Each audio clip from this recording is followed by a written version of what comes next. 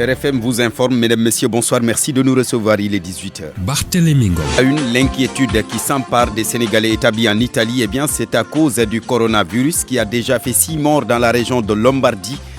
Aucun cas n'a été signalé chez nos compatriotes, d'ores et déjà, ils écartent toute idée de rapatriement.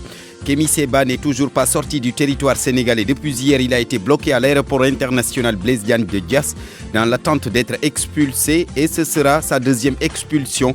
L'activiste était revenu au Sénégal pour assister à son procès contre la BCEAO qu'il a porté plainte après que Kémi Séba a brûlé un billet de 5 000 francs CFA lors d'une manifestation contre le franc CFA ici même à Dakar.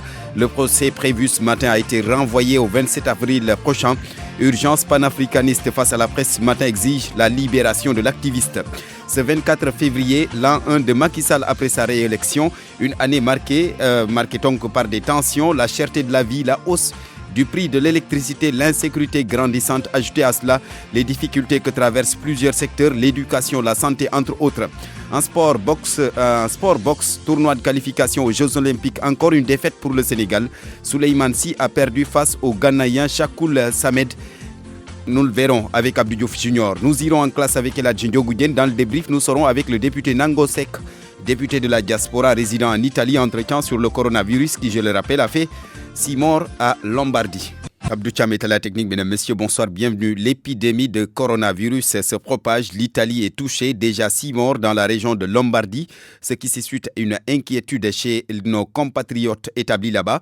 Jusque-là, ils sont épargnés, aucun cas n'est enregistré chez nos compatriotes, selon le président de l'association des Sénégalais de Brescia et province dans la région de Lombardie. Seydina Camara, joint par Eladji Ndiogou, écarte d'ores et déjà toute idée de rapatriement. Jusqu'à présent, nous n'avons pas encore été informés ni d'un cas de Sénégalais infectés et encore moins personnes sénégalaises atteintes. L'inquiétude est générale, que ce soit Sénégalais ou Italien ou autre nationalité. L'inquiétude est là parce que face à cette maladie perturbe carrément le monde. Vous avez vu la situation avec même l'Organisation mondiale de la situation est perturbée. Donc cela veut dire que nous sommes très inquiets. Mais nous restons, comme je l'ai dit, très zen. Jusqu'à présent, au niveau local, nous gérons la situation à notre manière. C'est-à-dire, nous, en tant qu'organisation associative, nous menons des actions de sensibilisation, de mobilisation, d'information. Comme ça a été recommandé, les masques et puis, acheter le maximum de denrées alimentaires, rester chez soi, se laver la main. La question du rapatriement avait été évoquée avec les Sénégalais établis à Wuhan. Est-ce que vous y pensez, le rapatriement? Mais écoutez, pour la question de rapatriement, nous-mêmes, nous refuserons cela catégoriquement, d'autant plus que nous avons été et nous resterons toujours des patriotes responsables qui œuvrent pour le développement du Sénégal. Vous savez, la maladie se propage d'une façon extraordinaire, donc nous n'accepterons jamais d'être les vecteurs ou les porteurs de maladies au Sénégal. Donc nous, au niveau local, nous sommes en train de s'organiser.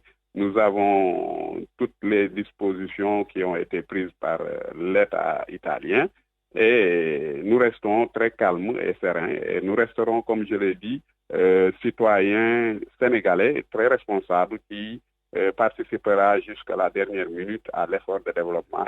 Seydina Camara, le président de l'association des Sénégalais de Brescia et province dans la région de Lombardie. Je rappelle que nous allons évoquer ce coronavirus en Italie, l'Italie donc qui accueille une forte communauté sénégalaise. Nous serons avec le député Nango Seck, député de la diaspora. Il est 18h04. RFM, l'info c'est ici. L'info c'est ici. L'activiste Kémi Séba, il est toujours à l'aéroport international Blaise Diagne de Diass en attendant son expulsion. Kémi Séba, expulsé du Sénégal, est revenu pour répondre à la justice suite à une plainte de la BCEAO contre l'activiste qui avait brûlé un billet de 5 000 francs CFA en pleine manifestation contre le franc CFA ici même à Dakar. Le procès prévu ce matin a été donc renvoyé au 27 avril prochain. Le juge estime que le dossier n'est pas en l'état pour être jugé. Papa Ballagay. Kémi Séba et Bentaleb Sow vont devoir prendre leur mal en patience dans l'affaire du billet de banque brûlé en 2017. Dans l'impossibilité de pouvoir comparaître ce matin au procès en appel, le juge a décidé de renvoyer l'affaire, ce malgré les demandes de comparution immédiate de la défense. Maître Khourey Chiba exige pour autant le respect des droits de son client. C'est ce que le juge vient de dire, que le dossier n'était pas en état, donc on était à la phase de mise en état. Je signale tout simplement que nous, on avait pris les dispositions en faisant comparaître M. Kémi Séba et ce n'est pas de sa propre volonté donc qu'il n'est pas là. Les autorités policières, donc l'exécutif a pensé qu'il s'agissait peut-être d'un défi ou d'une bravade à la loi ou aux autorités, alors qu'il n'est pas venu, comme l'avait constaté l'arrêté d'expulsion factice d'ailleurs et tout à fait irrégulier qui avait été pris en septembre 2017 pour troubler l'ordre public. La défense est allée jusqu'à demander le désistement du parquet général sur cette affaire qui tarde à être vidée. Sur le ton de l'ironie, nous avons demandé au parquet, s'il le faut, de se désister, de renoncer à son appel, puisqu'il ne peut pas faire appel, ne pas procéder à la mise en état du dossier, parce qu'aucun acte positif n'est fait dans le sens de convoquer les parties. On ne fait que renvoyer l'affaire depuis bientôt 1 an qu'elle est au rôle. Nous avons voulu mettre un terme à ça, lever la sorte d'épée de Damoclès qui pend au-dessus de la tête de 2 prévenus qui ont été relaxés et qui n'ont pas fait appel. Kémi Séba en attente d'une expulsion, Maître Khourey Chiba invite les autorités à respecter les droits de son client et espère sa comparution au prochain procès. Papa Balla-Gaye, Kémi Séba qui va être à nouveau expulsé du Sénégal. L'activiste se trouve toujours dans la zone de transit de l'AIBD, l'aéroport international Blaise Diagne de Diass, à la brigade spéciale, alors que pour son avocat, il devrait être au commissariat spécial en attendant son embarquement. Urgence panafricaniste face à la presse ce matin exige la libération de l'activiste Oumou Kalsoum Ly. Urgence panafricaniste réclame la libération sans condition de Kémi Séba dans le lieu de la détention depuis hier à l'aéroport Blaise Diagne de Diass. Des actions vont être toutefois menées. Khadim Bakessal est le porte-parole du jour. Nous allons multiplier nos mobilisations partout en Afrique et dans la diaspora. Et comme nous l'avons fait récemment dans un supermarché français, nous ciblerons systématiquement toutes les structures d'intérêt français parce que nous ne tolérerons pas que celles-ci puissent s'enrichir dans nos pays en toute liberté au détriment de notre peuple qui lui est persécuté. Venu assister à son procès en appel, l'association Urgence panafricaniste dénonce par ailleurs le comportement des autorités sénégalaises. Aucune persécution, aucune répression, aucune arrestation, ni aucune expulsion ne sera assez forte pour stopper ce processus d'autodétermination de notre peuple. Ceux qui ne méritent pas de fouler le sol africain sont bien les multinationales étrangères qui pillent nos ressources naturelles au détriment de notre propre peuple. Bloqué à l'aéroport depuis 24 heures, son avocat, Maître Khourey Chiba, demande aux autorités à rectifier le tir pendant qu'il est encore temps. Après un débat plus ou moins houleux, nous avons exigé de la Cour qu'elle use de ses pouvoirs et qu'elle aille tout de suite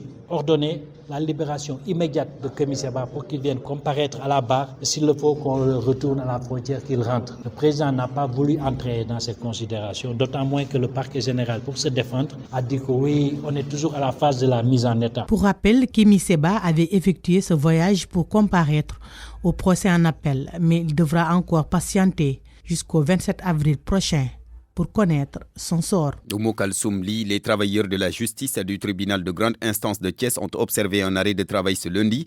Ils s'insurgent contre les méthodes de gestion du président de leur juridiction. Ce mouvement d'humeur fait suite à la décision prise par celui-ci d'interdire à un de leurs collègues, un greffier d'officier, à une audience. Le secrétaire chargé de la communication du SYTJUST, Maître Ahmed Touré.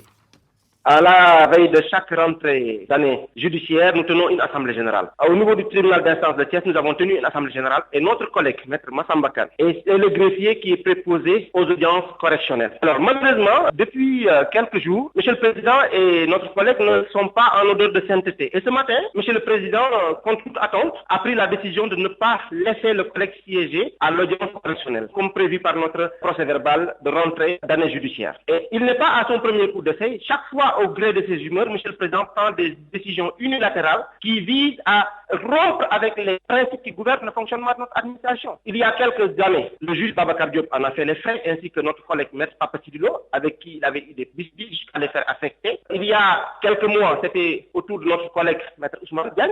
J'ai également eu mon tour dans ce service et aujourd'hui, c'est encore Maître Massamba Kane. Ce que nous disons, c'est que nous sommes dans une administration. L'accès à la justice doit être une règle de rigueur. Et pour y parvenir, nous devons tous respecter les principes qui gouvernent le fonctionnement de l'administration. Le collègue n'a reçu aucune demande d'explication, il n'a reçu aucune récrimination relative à l'exercice de ses fonctions et nous estimons que c'est pas de manière unilatérale que le président doit servir pour prendre une telle décision. C'est pourquoi nous avons décidé d'observer un arrêt de travail pour marquer notre refus, encore que véritablement notre juridiction est en train de perdre son lustre parce qu'il y a quelques années, notre juridiction a toujours été citée en modèle, en référence. Maître Ahmed Touré, au nom des travailleurs de la justice du tribunal de grande instance de Thiès, je rappelle que nos tentatives d'avoir la réaction du mis en cause Khalifa Ababakar Sissou, président du tribunal de grande instance de Thiès, sont jusque-là restées vaines.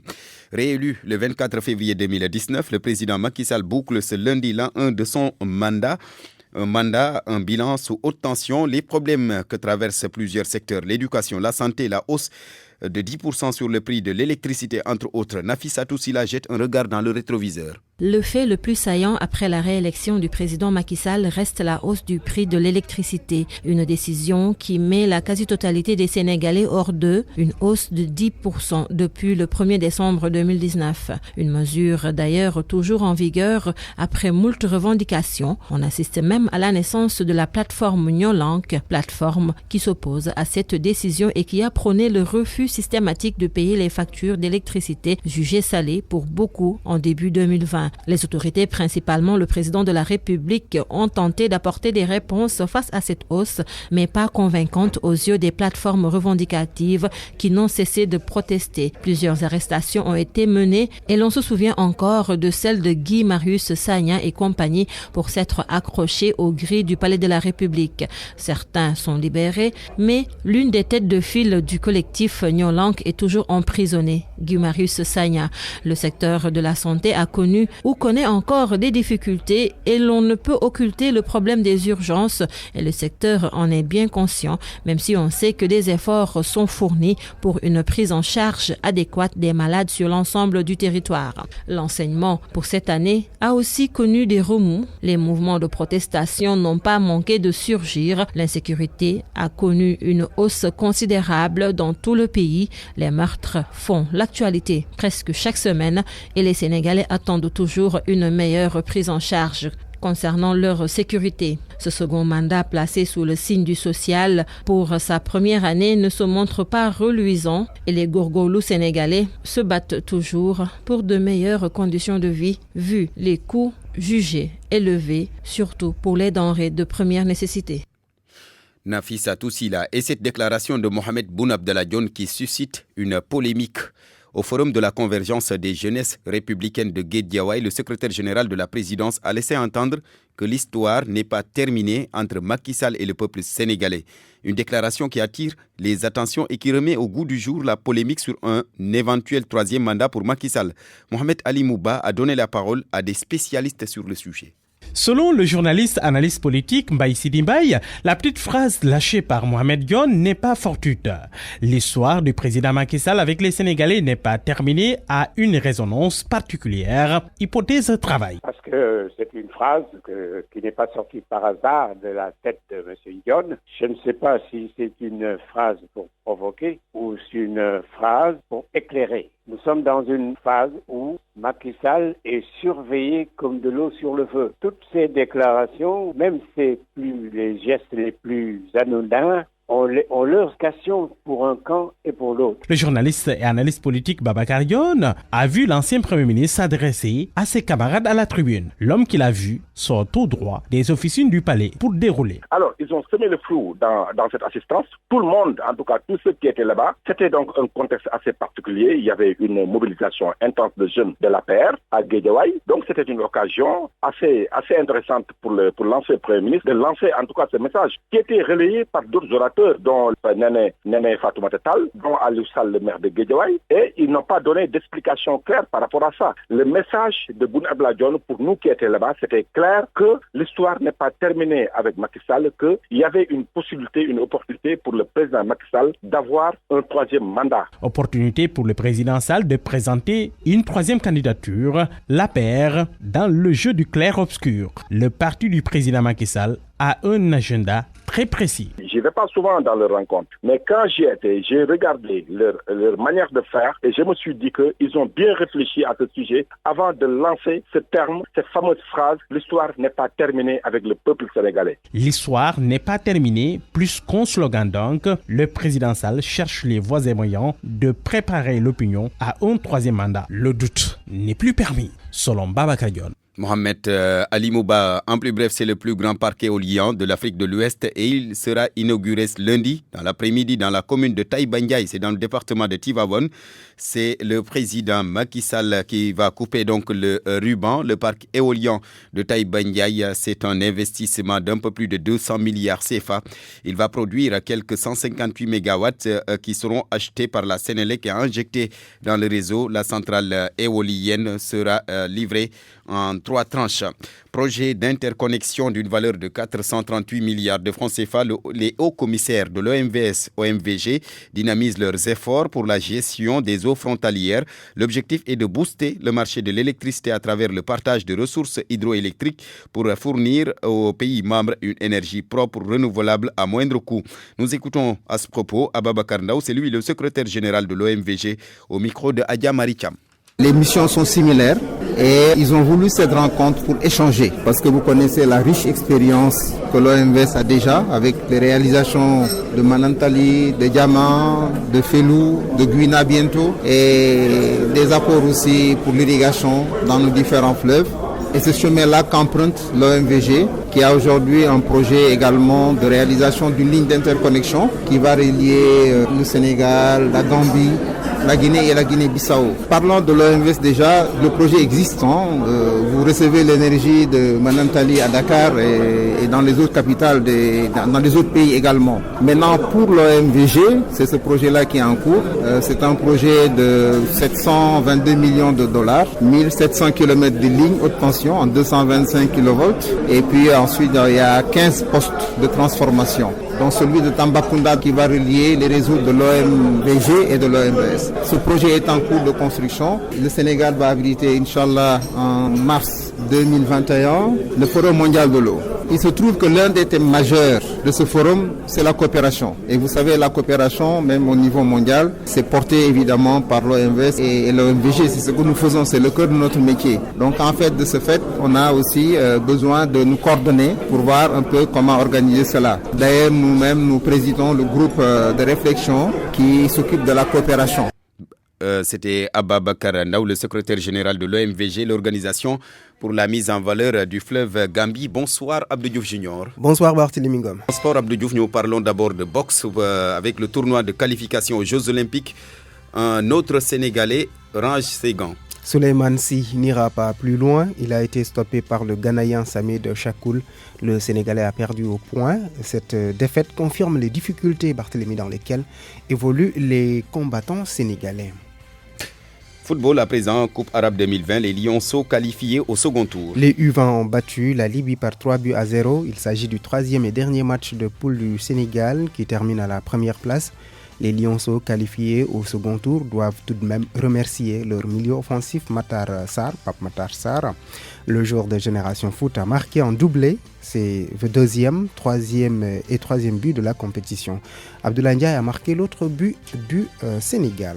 Football toujours, c'est pour parler des éliminatoires de la CAN 2021. Le Sénégal doit battre la Guinée-Bissau. C'est l'avis de Guirane Ndao, l'ancien international sénégalais, pense que Sadio Mané et compagnie ont les moyens de dominer les Djurtous. Guirane Ndao fait confiance à Aliou Cissé. Nous l'écoutons au micro de Malal Junior Diagne. C'est un match très important parce que quand on joue un match qualification, c'est très important et je pense que l'entraîneur il fera tout pour mettre la bonne équipe pour gagner ce match. Comment vous voyez un peu cette jeune génération qui a pris votre relais amené par Sadio Mané et le travail qu'ils sont en train de faire? Non, moi je suis ancien joueur, je suis très content de ça parce qu'on voit que le Sénégal, il y a des très grands joueurs comme Sadio Mané, Idrissa Gana Gueye, Kouyaté. Voilà, ça veut dire que le Sénégal, maintenant, dans le continent africain, on est premier. Ça veut dire que maintenant, toutes les équipes, ils ont peur du Sénégal et ça, c'est très important. Et ça joue pour le Sénégal. Tous les matchs qu'on va jouer, maintenant, toutes les équipes, ils vont avoir peur. Voilà, parce qu'ils ne vont pas vouloir prendre 5 ou 4-0. Et ça, c'est un atout pour le Sénégal. Voir Aliou Cissé, coéquipier, capitaine, plus tard, devenir sélectionneur et gérer cette équipe depuis 3-4 ans, comment vous voyez le travail qu'il fait? Non, moi je vois que c'est très bien. Moi je pense que dans la vie, il faut avoir ses objectifs et vouloir aller où tu veux. Et je pense que lui-même, il sait où il veut. Et ça, c'est très important. Voilà, il a ses idées, mais il faut le laisser avec ses idées. Et tout ce qu'il met, pour l'instant, ça marche. Voilà, il faut l'encourager et le féliciter pour que, j'espère que voilà, il gagnera la Coupe d'Afrique, quoi. Direction Gandon Abdou Diouf qui offre 6 hectares à la Linière de Saint-Louis. Le club qui a l'ambition de créer une académie bénéficie du soutien de Madame Koudjambaye et de son équipe. Le conseil municipal de Gandon entend, par l'attribution de ces terres à la Linière, participer au rayonnement du club. Madame Koudjambaye, maire de Gandon avec Mohamed Nabissila. Nous avons cru devoir, au niveau de notre conseil municipal, attribuer au club La Linière, association sportive, culturelle et d'éducation, une superficie de 6 hectares dans notre commune pour y ériger un centre. Un centre d'entraînement probablement, mais de formation et d'éducation. Tous les centres de formation ou d'éducation ou de sport dont on parle dans ce pays donnent des résultats et nous voulons accompagner la Linière dans la recherche du meilleur, dans la recherche de la performance et disposer de ce terrain. Y ériger les équipements appropriés permettra à la Linière d'atteindre ses objectifs. La Linière est un club de Saint-Louis sans doute. C'est un club qui tourne la tête vers le département de Saint-Louis, donc vers la commune de Gandon, mais qui tourne sa tête vers la région. Et nous pensons que pour le football national, que la Linière arrive et se maintienne au top est un enjeu important. En Angleterre, Abdou Diouf Junior, Sadio Mané pour creuser l'écart face à West Ham. Le Lyon et son équipe reçoivent West Ham dans le cadre de la 27e journée. Il s'agit d'ailleurs du dernier match de cette 27e journée de la Première Ligue anglaise. Liverpool jusque-là invaincu à l'occasion de creuser davantage l'écart de 19 points qui le séparent de son dauphin Manchester City qui a battu son poursuivant direct Leicester 1-0. Liverpool-West Ham est prévu à 20h. C'est fini. Oui. Merci beaucoup Abdou Diouf Junior, 18h22. Nous allons maintenant en classe avec Elad Junior Goudien. Bienvenue à tous. Sur F1 de notre focus sur les psychologues conseillers. Les psychologues conseillers en orientation sont très peu connus et pourtant ils jouent un rôle important dans le système éducatif à travers l'accompagnement des élèves. Zoom sur le travail de ces psychologues conseillers avec Barthélémy Ngom. Informer et accompagner les élèves pour leur choix scolaire et professionnel, telle est la mission des psychologues conseillers. Madame Kamara Ndei Bersikan est psychologue conseillère au Centre académique d'orientation scolaire et professionnelle de Pikine Guédiawaye. Pour ce qui est de la classe de 3e, nous informons les élèves par rapport aux séries d'études qui les attendent après cette classe et surtout les débouchés vers lesquels les mèneront ces séries-là. La classe de terminale, nous, on insiste plus sur les filières d'études, mais aussi sur ce qui les attend après le bac. Les psychologues conseillers interviennent aussi dans la prise en charge psychosociale des apprenants. Nous sommes des conseillers d'orientation certes, mais aussi nous sommes des psychologues qui sont peut-être là pour aider ces jeunes-là qui peuvent être dans la violence, dans les problèmes familiaux et autres, et peut-être qu'ils ont besoin d'être appuyés, d'être accompagnés et d'être secondés. Madame Kamara Ndei Bersikan et ses collègues ne sont pas affectés dans les établissements scolaires. Ils travaillent donc dans les KOSP, les centres académiques d'orientation scolaire et professionnelle. Il y a 16 KOSP en ce moment au Sénégal qui sont rattachés aux différentes inspections d'académie du Sénégal. Et il y en a 14 dans les régions et 3 au niveau de Dakar parce que la région de Dakar est un peu spécifique et dispose de 3 académies. Toutefois, la psychologue conseillère déplore leur nombre insuffisant. Rien qu'à Pikine Guédiawaye, je pense que le ratio élève-psychologue-conseil fait un psychologue pour plus de 10 000 élèves. Donc c'est pourquoi nous ne sommes pas peut-être assez présents dans le champ scolaire, mais nous sommes en train d'y remédier et je pense que de plus en plus dans les générations à venir, le Centre national d'orientation est en train de former beaucoup d'élèves psychologues conseillers pour pouvoir combler le gap parce que nous sentons quand même qu'il y a un besoin énorme au niveau des établissements. L'idéal même, c'est qu'il y ait un psychologue conseiller dans chaque établissement. Mais en attendant, les psychologues conseillers vont continuer à accompagner les élèves à travers des séances d'information, le forum de l'orientation ou encore la caravane de l'orientation. Par rapport au nombre insuffisant de psychologues conseillers, le directeur du Centre national de l'orientation scolaire et professionnelle au ministère de l'Éducation nationale rassure, l'État va en recruter un nombre important pour essayer de combler le gap. Écoutons Mako Didier. Actuellement, il y a une promotion qui est en cours de formation avec plus d'une vingtaine d'agents qui suivent leur formation au niveau de l'ENSET et au niveau du CNOSP. parce que l'ENSER assure la formation théorique, mais la formation pratique professionnelle se fait au niveau du Centre national de l'orientation professionnelle et aussi au niveau des CAOS. Ils ne sont pas nombreux par rapport au ratio généralement requis pour assurer un bon service d'orientation à l'attention des élèves, des étudiants et des parents. Mais n'empêche qu'avec les moyens dont on dispose en termes de ressources humaines, il faut mettre une stratégie adéquate pour pouvoir toucher le maximum et mettre le maximum de services d'orientation pour le bénéfice du système. Donc, mais l'idéal, c'est d'avoir une formation en masse pour pouvoir combler ce gap-là en termes de ressources humaines. Je crois que tout ça est prévu dans le cadre d'un document de politique nationale de l'orientation professionnelle qui sera mis en place. Et puis dans la rubrique portrait, nous faisons la connaissance du directeur de l'école élémentaire de Ndombo Diamaguène dans le département de Dagana. Ousmane Diop nourrit une grande passion pour son métier. Son portrait signé Mamadou Diagne. Je m'appelle Ousmane Diop. Ousmane Diop fait partie de la première promotion des volontaires de l'éducation en 1995. C'est le début d'une longue carrière qui fait de lui aujourd'hui le directeur de l'école élémentaire Ndombo Diamaguène. Ousmane Diop est de taille moyenne, 1m65. Cet enseignant né en 1971 vit pleinement sa passion. Juste après le bac, je suis entré dans l'enseignement.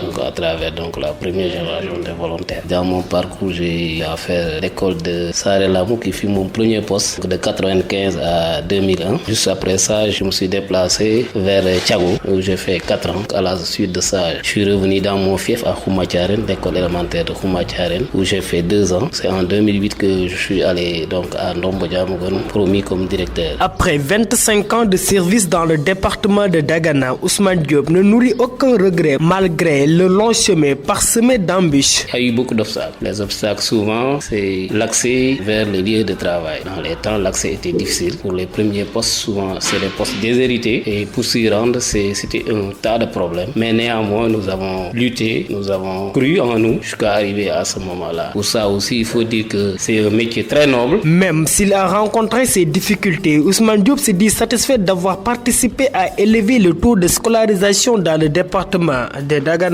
Merci à Mamadou Diagne et à Barthélémy Ngom. Ainsi se referme en classe. Rendez-vous la semaine prochaine.